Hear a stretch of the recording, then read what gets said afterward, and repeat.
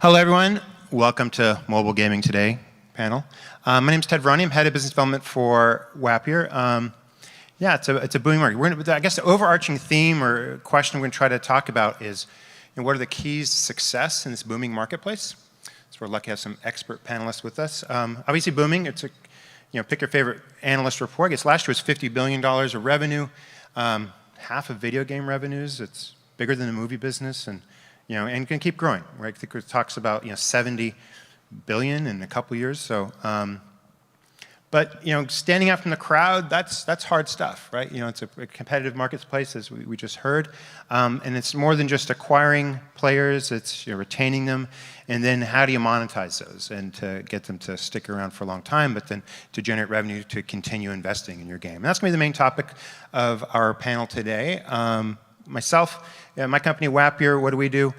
We do, first of all, we're an artificial intelligence company, so we actually model and predict player behavior in games.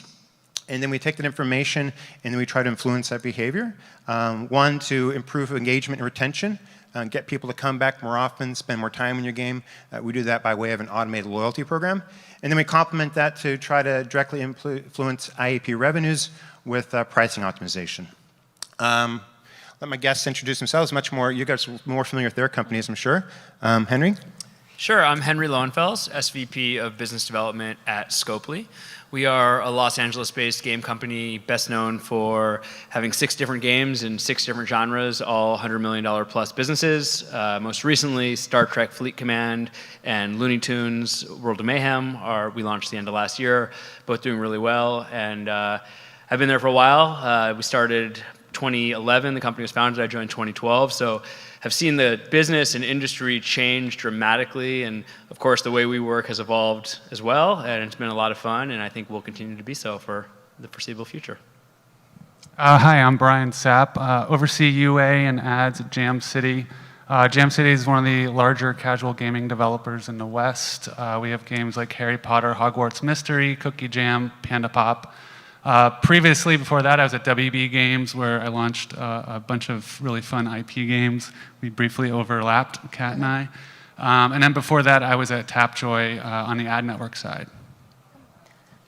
Hey, I'm Kat Silvestre. I'm at Network, which is best known for our game, Legendary Game of Heroes. It's founded by the Ngimoco group that, if anyone remembers back in the day. I'm on the development side. I'm a product leader starting up a new product and a new studio for them in LA. And I go back making mobile games since the beginning of time, well, since the iPhone. And so I've really watched these tactics grow and evolve and mature and change. So it's kind of an interesting topic for me. Oh, sorry.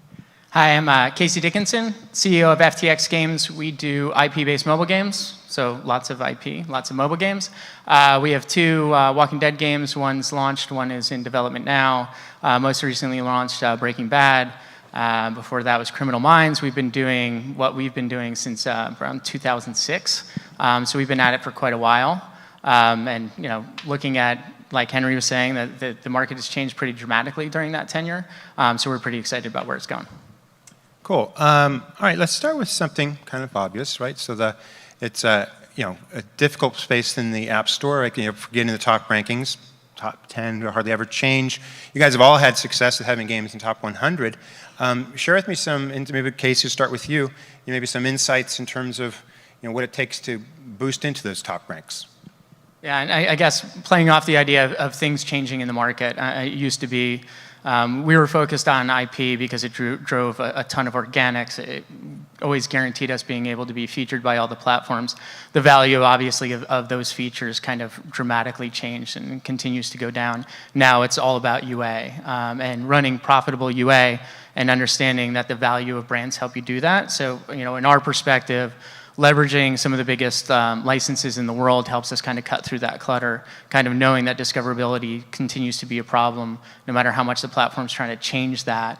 It's still the fact of the matter is that you can have a great game and nobody's heard of it. Have a great game and nobody's heard of it, and maybe work with one of the publishing teams over here, and maybe the next game built off that technology can help you find that success and then find that scale. And now understanding that doing UA at scale is becoming increasingly complex, and it's not just a matter of having a successful UA team that knows how to work ads, but also the massive amounts of creative that you have to build, the data analytics on the back end, the amount of companies that probably are represented in this room of sitting over top of that and providing the data insights to be successful at UA has become increasingly complex. Kat, how do you, or do you want to, Brian, you got some, actually UA kind of got you kind of perked up, right? No, I think it's top of the charts got me perked up. Yeah. I don't know. I think getting to the top of the charts is not what it once was, right? So one, it's harder. Hyper casual has really sucked a lot of the oxygen out of the room on the charts, in that they're dominating top of the charts, and it's really hard to get to their scale. And so, like, I think for smaller devs and people that are just starting out, and in the past, I worked at Tapjoy, where I started. You could run burst campaigns and get up there pretty cost effectively, but that's just not working as much as it used to. And Apple and Google have done a pretty good job of tweaking their algorithms so that it's really more around engagement. But kind of going back to what he said, I think you just got to focus on profitable UA and not worry about top of the charts. I think that's kind of a fool's errand, and it's only getting worse and worse over time. Yeah. Cool, thanks. So taking that one step further, since I'm on the development side, the key is profitable UA, right? So you have to also think about what your game is and how it's monetizing, and if it's going to actually, result in positive ROI for your ad spend. So for us, during the process, we test our monetization systems, but we also benchmark our CPI so that we know at what rate we have to monetize at, because that's really the one and main driver for audiences right now is UA, and it only works if it's profitable. And is it just about UA? I mean, I think UA, I actually view UA kind of like playing defense. Like you kind of have to do it. If you don't, you're going to lose the game. But it's sort of not really what creates separation between you and the rest of the pack. I think, from my perspective, it's understanding who the audience is and what the core of the game experience really is and why people want to play it. So I think, whether it's IP, licensed IP, original IP, defining exactly who your core target audience is, and then how do you communicate the value that you're giving them in user acquisition, brand marketing, you name it, but really communicating that properly. So, you can pepper the market. We used to do burst campaigns, sort of those traditional ones to launch things up to the top of the charts when people were more looking at the charts to discover games. I think those days are gone. Now it's really about how do you find the specific users. And I guess when I think of top of the charts, when you asked the question, I was thinking more grossing than ranking because of all the noise that you do see in hyper casual. So, an install is not an install is not an install. I think there's a good install and there's just, a person who's kind of passing through the game, and really defining what you care about and how you're going to get those quality installs is the key. Okay, cool. All right, so it's expensive to acquire, a player for your game.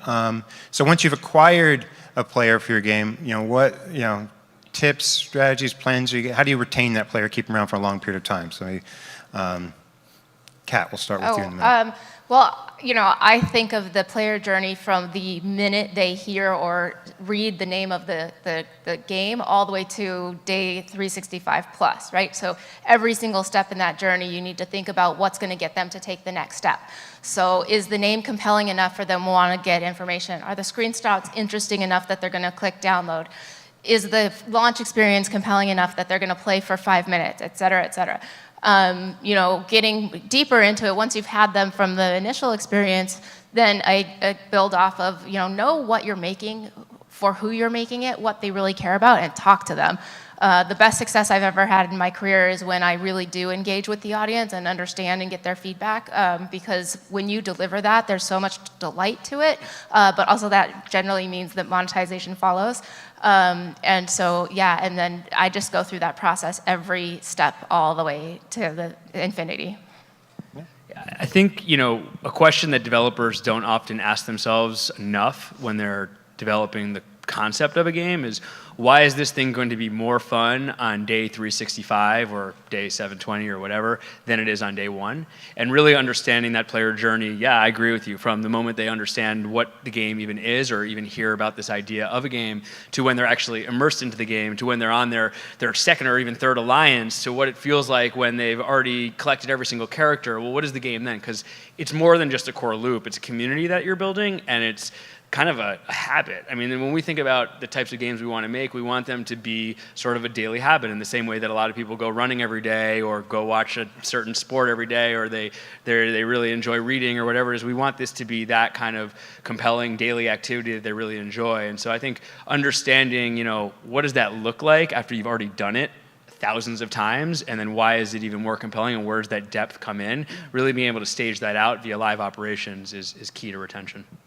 And kind of playing off that, when we first kind of got started, the first real big license that we kind of signed was the Hunger Games. And our game at the time, and this was, 8-9 years ago, our content at the time was largely driven, it was we called it the content crucible. We just literally could not create enough content because it was a very linear game. So we're like, oh, no, this isn't going to work, because we're having the audience is smaller and smaller as you get that far in. You're, 200 hours deep into the game, and we're creating content for this tiny audience at that point. So thinking about taking a step back and thinking about it from the beginning of like, okay, why is this game going to be more interesting a year deep? Are we going to be creating content for 1% of the audience at that point, or can we create gameplay loops that are fulfilling in and of themselves, and thus rose the kind of the live ops experience, right? And thinking about, okay, how can we create different gameplay loops that are using the same level of content and changing gameplay rules, and how can we do that in a way that maintains a sense of newness and progression? And that's been the challenge probably over the last couple of years. Cool. Any other thoughts, or maybe even just features, or in your toolbox of tactics that you just kind of like really might be helpful tips? No, I'm just going to be like, because I think everybody here is focusing on like how to get the game working for long-term retention. Right. I'm not a game designer, but I will say from the UA standpoint, if long-term retention is not there, it's usually time to start over. It's very hard to fix long-term retention. I've launched a lot of games, and I've seen the biggest thing the hardest thing to move is long-term retention. And so, I think these are things that are easy to say but hard to execute on, right? And the way I like to think about it is like you kind of need a long-term goal to climb up that mountain, and the game features are the switchbacks that get you there. And the best game teams I've seen kind of introduce those switchbacks right at the right moment when you're getting bored, and then all of a sudden they redirect you. But it's super hard to move. I think of the player journey, and I kind of differentiate from what's the base game, what you've designed, the tutorial and onboard that just lives in perpetuity. And then at some point, players get to an age where they sort of age out of the base game, but they need to have something to do. And that's where you see these limited time events that are goal driven really pick up. And you see them across every game and every genre. I've seen them in like casinos, casino games. I've seen them in, obviously in Legendary, we run raid boss events. They're everywhere. They can be adapted. It's just a simple concept of just needing to have a goal and a finite amount of time to achieve it. And that's what drives you. It's so simple, but that's probably one of the biggest retention drivers in my opinion. Yeah, one of the things that I think a few folks have touched on, but we haven't really called out specifically, and it's not necessarily a tool or a feature as much as a high-level idea, I guess, is the idea of personalization. And it's interesting, Casey, you're absolutely right. I think in the old days of even free-to-play mobile, it was like, okay, we launched this game, now it's a year old, but hey, guess what? When it's a year old, it's actually day one for some of your players still, if you're marketing it in the way that most companies are marketing their games. So how do you then custom craft an experience that feels very personal to people on what is inherently the most personal devices that you can possibly have? 1 minute you're texting with your spouse, then you're checking the news that you care about, then you're going into your game. I mean, if it doesn't feel like it's your experience and it's served up to you when you want it, how you want it, and the things that you care about most are being highlighted, I think you're kind of lost in today's market where there's just an infinite amount of choices, let alone in the App Store, outside of the App Store as well. No, that's good. So let's poke, I guess, a little bit of personalization, some too. So and it's kind of also, you've talked about player journeys, both Brian and Kat too. So, personalization is obviously a hot topic, not just in games, but as people, with the growth of data science and machine learning and trying to really get insights into behavior. Anyone want to talk about thoughts more about personalization? And how you're using maybe data science to personalize for different segments within your games or audiences? Yeah, I can. Most of our games are match 3 games, progression-based, which is, how casual kind of started in the App Store. And you can think about it as thousands of levels in a game like Cookie Jam or Panda Pop. And those levels, up until recently, and still to some degree, were tuned by product managers on a spreadsheet, right? So kind of looking at the player journey and saying like, okay, this might be a pinch point. A lot of people lose here, make this level easier. And there was some like basic logic to it. But now there's technology that we're experimenting with that allows all the levels to be tuned based on KPIs we care about. So it could be time spent in the app, it could be sessions, it could be win-loss. But effectively what it's allowing is these kind of Bayesian models to optimize the stuff much faster than a human could, because it's a lot of information, it's very complex.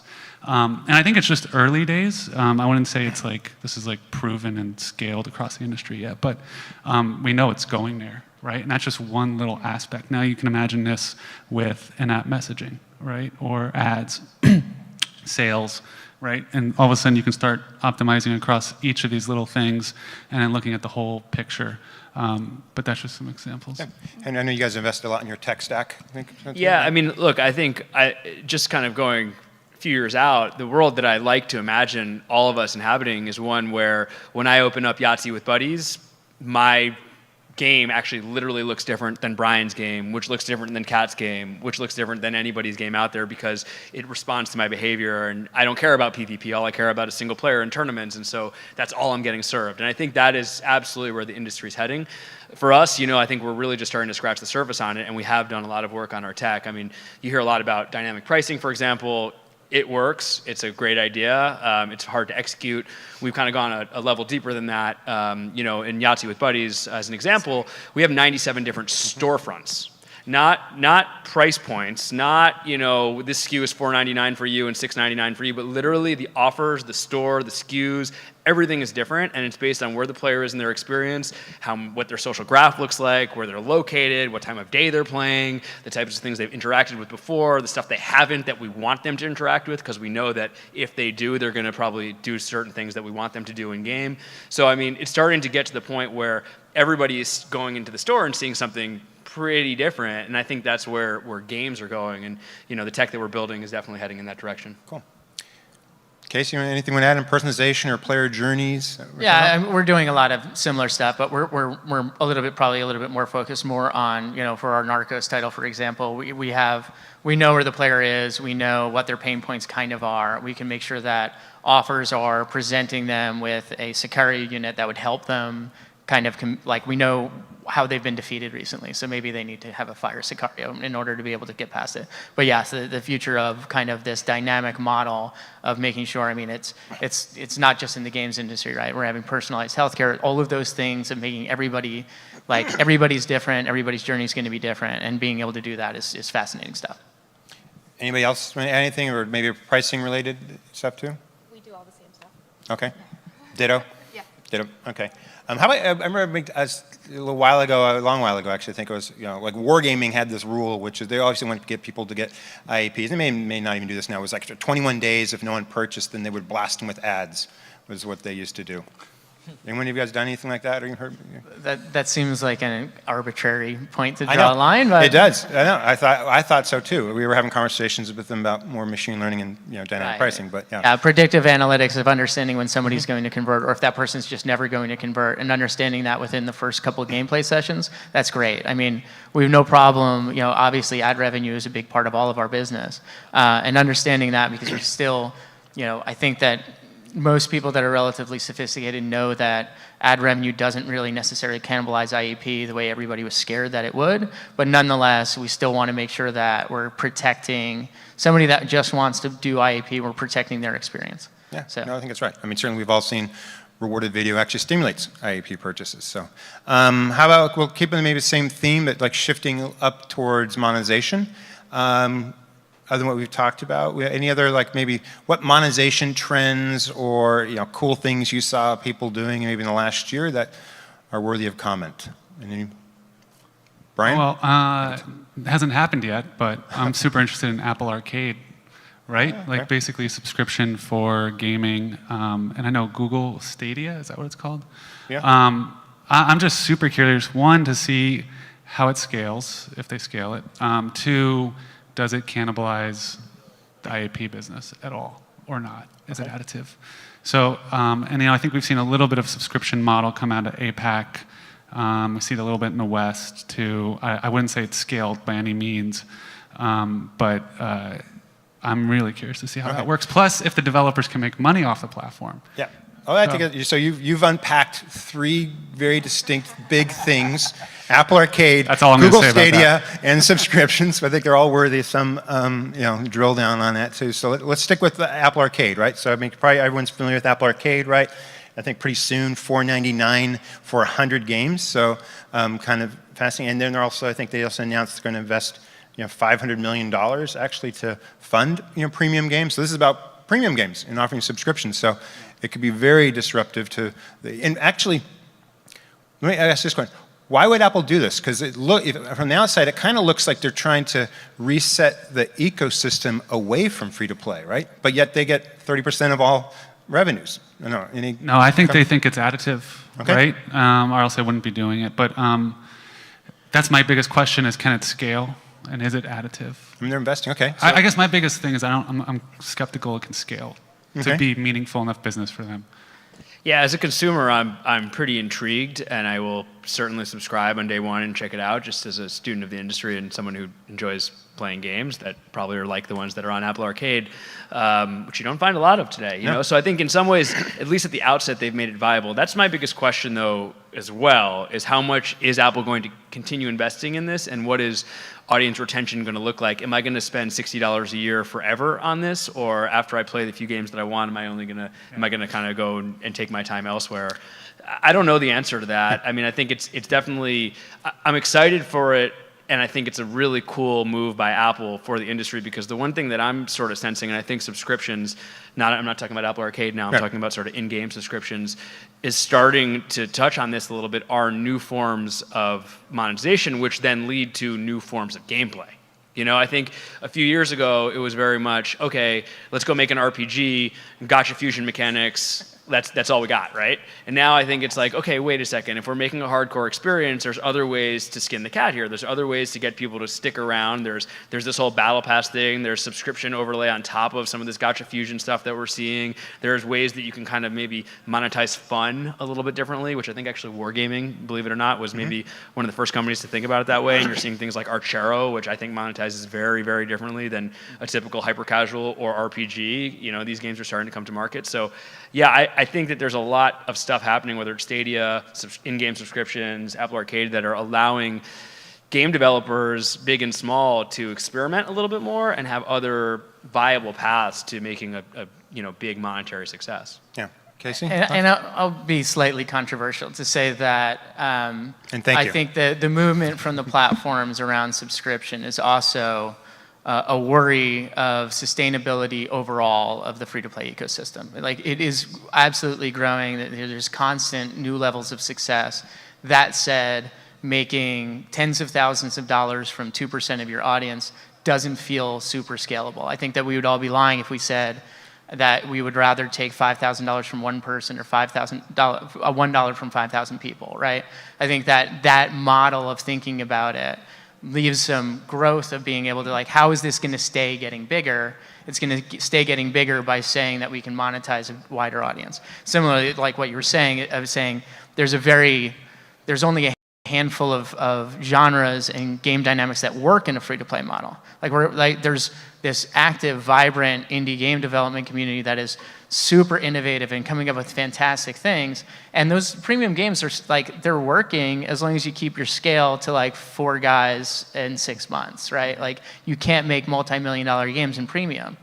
Similarly, when you look at my concern about it, I'd love for that world to work. I'd love for Apple Arcade to pan out, and people are we're talking to core gamers that think mobile is terrible and predatory and everything else, and they're $5 I can get these cool indie experiences and I can keep experiencing new innovative gameplay. And my worry is that Amazon did it with Free Time Unlimited, and it was a tool for kids, right? Because and I did it for my kids. I was that's fantastic. Guaranteed no IAP, no ads, and you just get great games that are curated. That's cool. Is Arcade gonna fall there? Probably, right? I love realistically, that, yeah. Probably that's where it's gonna land. If I can, I got girls, so I'd like to $4.99 for just pay, and they have 100 games. I really like that idea a lot. But Kat, anything else you'd like to thought about Apple Arcade or subscriptions? Then we'll come back on whether or not premium's dead or not. Casey sort of predicted that. I'm going to resist the question to ask why it matters the girls would play the Apple Arcade. No, I said my girls. Yeah. Okay. If you had boys, would they play? No, I just only have girls. Okay. I even have a girl dog. I just literally just all I have is women around me. Okay. Honestly just curious. Okay. I'm also skeptical, and perhaps this is just my lack of vision. Someone in the 90s said, imagine the world where we have no wires and you can stream anything. And I was like, no. Yeah. So yeah, maybe I just can't see it. But I think a lot about where mobile's going next and what's going to be the big shakeup. We had so many, in the early days, every time they would announce something, it would change our business. And we haven't had those moments in a while. And so I do think a lot about where we're going. I don't see it drastically changing. I think that the key and some of the things that we're talking about is that we know that there's a lot of different player profiles that are on the app stores, and we need to build products that appeal to different player profiles, or a product that has multiple monetization paths. And so, I think of Legendary, we have a VIP subscription that monetizes really well for what it gives the super engaged players. But we also have, paths that you could play that you are, completely free to play. And then in the game I'm building, I think about that too. We just have different profiles and different things that people are willing to spend on. And in order to have success, you might need a mix of all of them. I think, Casey, you kind of mentioned you thought premium is the only way for premium to survive. Does anyone else have any thoughts on premium games now? Is that still a viable business, or is maybe Apple Arcade really kind of the only thing for them? I don't know. You look at the premium charts, it doesn't seem like it's changed in 5 years. Minecraft. Am I the only one who noticed that? No, I mean, I used to be in charge of Heads Up, right? That's always number one or number two. It's the same 10 games, and they're doing $5,000 a day, which So, the economics are not there. I know what that game was making every day. It's just, again, if it's 4 guys or girls doing this, maybe, but there's just a revenue ceiling. I don't see it changing. People don't want to spend that 99 cents for a game. Yeah, I was just having this conversation actually in the other room with an independent developer, and I think it comes down to your definition of success. Because if you are 5 guys, whether it took you 6 months or a year or whatever, I mean, you can make a real business that's profitable and fulfilling and makes you happy and you're proud of it and all those things that we all get out of bed to do every day, right? It's just a different model than, say, a Jam City would go after, or a Scopely would go after. Or, I mean, we would not make a game for Apple Arcade because there is a glass ceiling. And it's not that it couldn't be profitable and we couldn't find a way to make a great game that, but when we're going out and making a game, we're only making so many, and we're trying to operate at a level of scale where we don't want that glass ceiling on top of us. So I think for the companies sitting up here, which are a little bit larger than maybe some of the more independent developers that may be in the building, it doesn't make sense. But it could make total sense for a company that's significantly smaller or has a different cost structure, different part of the world, whatever, is in it for different reasons. Not everybody's in this to grow their business and try to 3x their revenue every 3 years. I mean, some groups of people might just say, hey, I just want to make creative things, get paid to do it, and have people love my games. And I think that Apple Arcade and Premium still allows for that avenue, and it's a really important avenue to exist in our world. Cool. And the concern too is we spent the first part of the panel talking about the importance of UA. UA, the math just doesn't work for Premium. Unless all of a sudden people are willing to spend $20 on a game, which that's not going to happen, right? We raced right to the bottom, like immediately. So that becomes the problem. So then it's okay if it's discoverability. If you're, the hypothetical 4 guys in 6 months, or gals, in that model, you're still launching a game and nobody's going to hear of it unless the platforms are figuring out a way to highlight them. And they've tried to do that. They've made valiant efforts of being like, really artsy games, Apple's like all over them, and now they're funding them in order to try to do that, to try to push this innovative gameplay forward. But now you're just solely beholden on the whims of Apple? That's not a good way to build a business. There's lots of, the industry is littered with corpses of people that got wiped out because the platforms decided to take their business. Right. Well, hopefully they stick it around, because I think it's cool. And I like the idea for a market for premium games. I think we all do. Okay, so it's hard to kind of talk about Apple without also thinking about Google. And I think you already kind of mentioned briefly Stadia. So I wanted to talk about that, right? Because I mean, that's a pretty big bet they're making here, right? The idea of and it's compelling, right? Buy a game and stream it on whatever device you want to do. And they've released some tech specs, and they've announced a few games, I made a big pretty splash at GDC, but not a lot of details, at least that I'm aware of too. Any thoughts on what they're doing and predictions? Maybe Henry, you want to start with you? You're nodding your head, so I kind of saw it. I guess.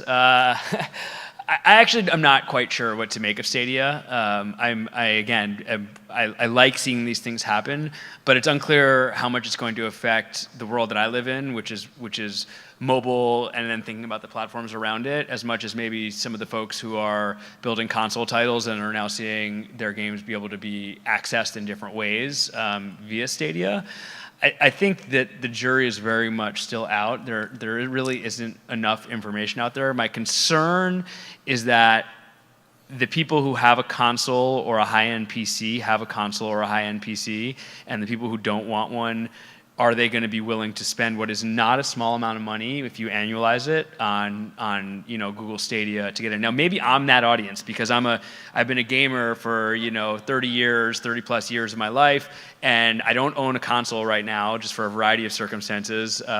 When the last generation came out, I had my first child, and didn't walk home with a box under my arm that was signaling to my wife that I wasn't going to ever see them again. So I didn't buy a new console, and it was painful for me. So maybe I'm in, but how big is that niche? And everyone has different circumstances as to why they're in that. But I spend all my time playing mobile games, and by the way, mobile games scratch that itch that I have to enjoy games, because I think they've gotten to a point where I can play a Twitch-based mobile game, I can play a hardcore strategy game, I can play a hyper-casual game, I can play a board game. It's kind of all there for me. So I don't know. Are they targeting too much of a niche? Is this a +1 add-on, which I don't really understand, on top of people who already own consoles? I'm just not quite sure exactly where it sits. I think they have a pretty big uphill marketing battle, really. If we're having a hard time in the industry having to unpack it, can you imagine trying to communicate to people? I think I heard a comment earlier from someone worrying about whether Apple stick around. Google would be the company I'd worry most about sticking. If they didn't scale right away, how long do they stick around for this too? But we'll see. Right, and we spend a good amount of time also talking about how we're tailoring gameplay experiences to individual players, right? So,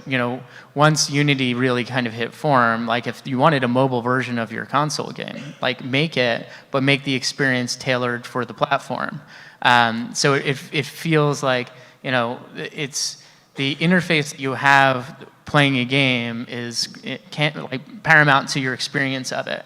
A game that's built controller first is not going to, no matter what, and you're really going to sit in front of your tablet with a controller, it doesn't, I'm waiting to see what that would look like, right? Cross-platforms working, but cross-platforms working because they're fundamentally different games.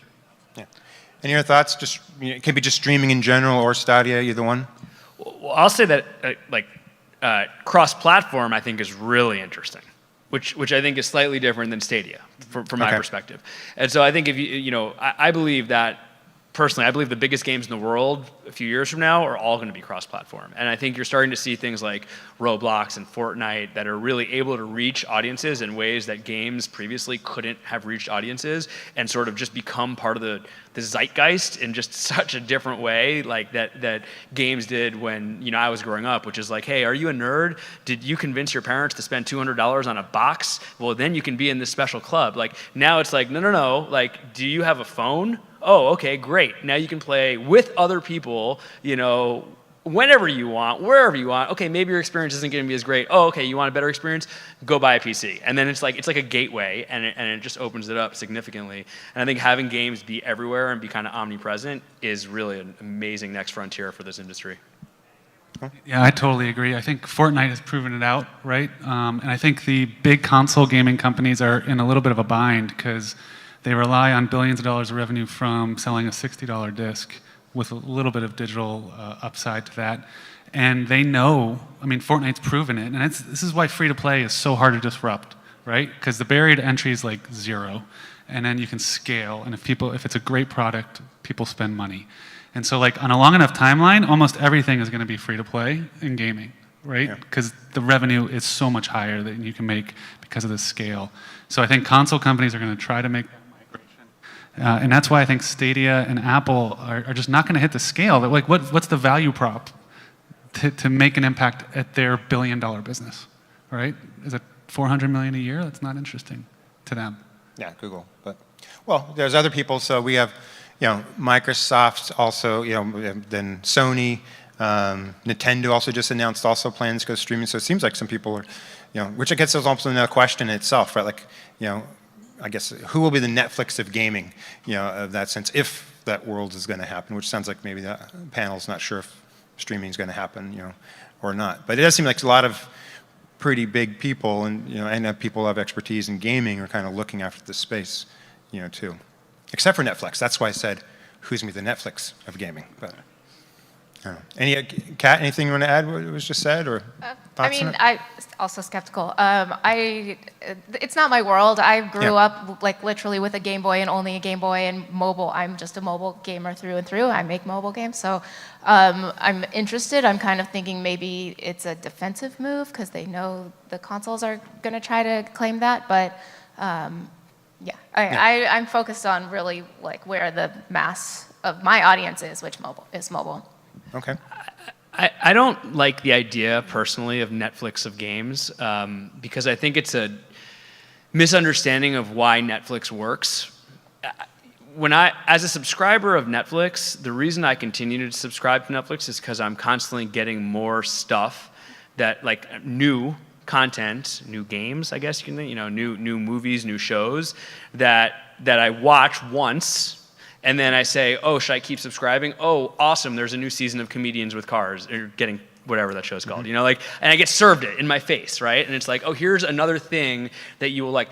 I think games just work differently, and I think like, if for someone to be the Netflix of games, like Fortnite has a better chance of being the Netflix of games from my perspective than, like Google does. Because I don't think it's like, oh, like, do you want the new Ubisoft game? Do you want the new Nintendo games? Do you want the new game, the indie game? It's like, that's not how people are really playing games. I think most people who aren't just, studying the industry kind of have a game or two or maybe 3, maybe different platforms that they're playing for long periods of time. And the developers who are doing the best job at winning in today's market are doing the best job at keeping those engaged users in those games. Not saying, I'm going to make more games. Here's another game. Here's another game. Here's another. Like that's sort of an old school way of thinking about it.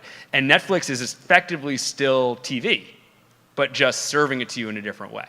And that's, I think, the brilliance of Netflix. Whereas I don't think that I think games have gone in an opposite direction. I don't go out to Blockbuster Video every weekend like I did when I was 9 years old and rent a new game. Like that's not how this works anymore. I sit there and I say, oh my God, I want to go play my 1,000th hour of Destiny now because it's again, like I said earlier, more exciting on day 720 than on day 1. So I don't need a service to stream me more stuff. Now, accessing it everywhere, which is why I think cross-platform is kind of interesting. Now, that starts to be exciting because then I can say, hey, Brian, I know you don't have this PC thing, but like you can just download it on your phone. Let's play.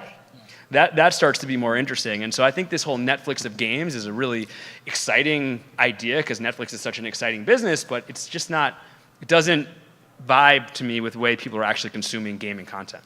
Yeah. Well, all true, everything you're saying too. But you could also say like Spotify, right? We used to buy individual pieces of music, right? I like too, but yet now we kind of want a subscription of music to where we just kind of go, as long as there's a constant flow of maybe new games, and maybe it's arcade or simple games only, that works. But if you think about it from the artist perspective, they don't like it. Spotify, No, right? So you're talking to developers. Yeah, right. True. Fair enough. Yeah. Agreed. It's not a lot of love. They're right up there with Ticketmaster in terms of the music industry. Any other thoughts on that subject? No? Okay. Well, so Brian, you said something. You said something about like almost. Correct me if I'm wrong. I thought I heard you sort of predicted kind of free to play. Will be kind of the dominant for a very, very, very, very, very, very, very, very long time.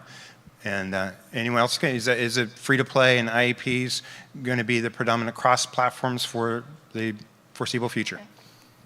I'm going to date myself a little bit, but I started in the industry when subscriptions and MMOs were king, right? And like that was it, right? That was like we were making money hand over fist. It was fantastic.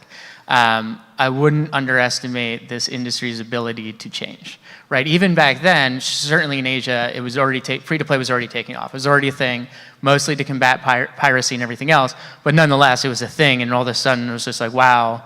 The ceiling on revenue isn't limited to $15 a month plus expansions for $40 a pop every 3 months. All of a sudden it can be tens of thousands of dollars, and that's really, really interesting. So if anything, the last few years have shown it's like we can say that we see something and it's dominant, and I would say that now even what free to play means is kind of changing in that Fortnite it's free to play, but it's also subscription, right? So the season passes are really interesting because they resolve some of that. Like, for sure there's still loot boxes and gacha mechanics and everything else, but nonetheless this core value of saying I can just give my kids a subscription for $5 and they're going to get new content and feel like they're progressing, that's really interesting and potentially more sustainable. So there's changes. Yes, free to play is certainly dominant, it probably will be for a long time, but there are niches that are still being explored. Any other thoughts on future of free to play? No? Okay. Well, I think that's a good point because I think as audiences become more savvy, some of the ways in which we monetize our players is going to change. I really mean free to play. It's just I don't see how you hit scale with anything but free to play. And free to play is really just distribution, right? At the end of the day. But I really think like Fortnite and these other games are kind of changing how you're not paying for competitive advantage. You're paying for ancillary things. I think you're going to see that more and more common as generations grow up with the business model. Because now, like kids, that's all they know, right? They don't know to go buy a $60 game, right? They know that they can just play this game. Like teenagers growing up, Fortnite, that is the model. That's what growing up with. It's very different than what we grew up with. True. I remember brew games. Same. So yeah. So we Casey brought up Season Pass, which and what people, and of course Battle Pass, Fortnite, and PUBG stuff too. That's a pretty cool monetization, new tactic trend or something in the last year. That's any thought? But is that the type of thing that only with games like Clash of Clans, Fortnite, PUBG, or do you need to already have a game that's hugely popular, or can something like a Season Pass work for all games? I think it can work with any content that users love, right? I think there was, I think early on everybody thought like RPG strategy was going to be the only genre that ever made money, and Playrix and other casual game developers have spun that thing on the head, right? So the point is people love good content, and I think that battle, season pass, whatever you want to call it, it's really giving people value that isn't tied to the core game, but that lets you show off things that you want to show off, or whatever it is. It's playing to other psychology and motivations for the players. But it can happen with anything. It can happen with House, right? The app where you design your home, right? And that's not even a game. But there's so many different areas of content that I think people love, where you can kind of layer on top of it a monetization platform that is slightly different than the traditional, hey, wait your turn, upgrade your character. One thing I've been thinking a lot about is subscriptions. If you look to video and content, we're now getting Hulu, Netflix, Disney Plus, all the things. And so, I wonder what the appetite is from the gaming perspective to have more than one subscription. So you've got Fortnite and whatever and whatever. I know we're calling it Battle Pass, but if you think of it as a subscription and you see about how emotions are evolving in the video side, it can go one of two ways. It could just be like everyone's going to accept it because that's how they're used to with streaming, or they can just hit their limit and just say, I'm sick of paying for every little thing. So I don't know. I don't know which way it'll go. Cool. I think it's cool. I mean, it's a way for game developers to make more money on this stuff too. That allows them to invest in the game, keep adding new content, and then for those players who really love it and they want to pay a little extra, but you're still doing the same thing. You're playing the game, right? As opposed to maybe what you might consider more predatory tactics that sometimes in the industry get accused of. I think, I agree with everything that's been said. The only one thing to add is, because I agree, it's a much better feeling both from like the game developer and the consumer to kind of have this battle pass experience as opposed to like a traditional pinch point, so to speak. And I think we've evolved a lot as how pinch points work and how they feel. But even so, the thing that people tend to forget though about battle passes and how they're working, at least right now, which is why I feel like there's a lot of evolution that is yet to come in how people are monetizing subscriptions, is that Fortnite really works in the way that it's working because it's got hundreds of millions of players. Like actually League of Legends doesn't monetize very well. It's an amazing game that's a massive business because it's got 70 million people playing it, or however, whatever it is at this point. So I think like a lot of these, in order to achieve that, you see these big numbers and you see a lot of these big companies that have really pleasant gaming experiences that are very, generous in how they're operating, and that's great. And they've created things that people truly love, which is like the key to all of that.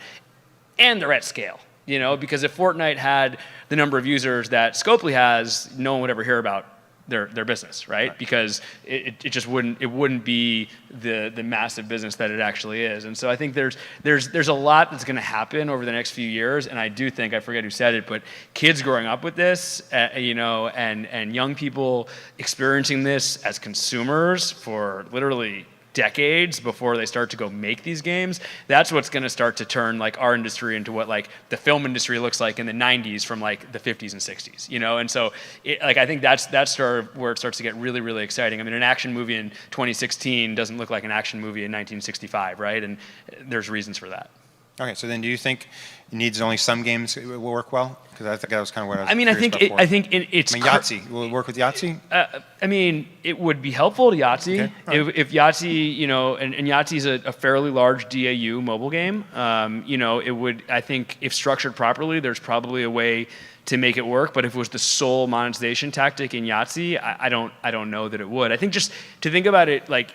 This is what Battle Pass is, like what we see in Fortnite. That's what it is. Like let's just like move it over to other games. Now it can work, but I just think that there's a lot more that can be done around it and that it can accompany it, I guess. Okay, so enough Battle Pass. What is any other monetization tactics that you'd like to mention that you maybe saw in the last year that liked or maybe didn't like anything at all? No. And with that, we're actually out of time. There you go. Thank you.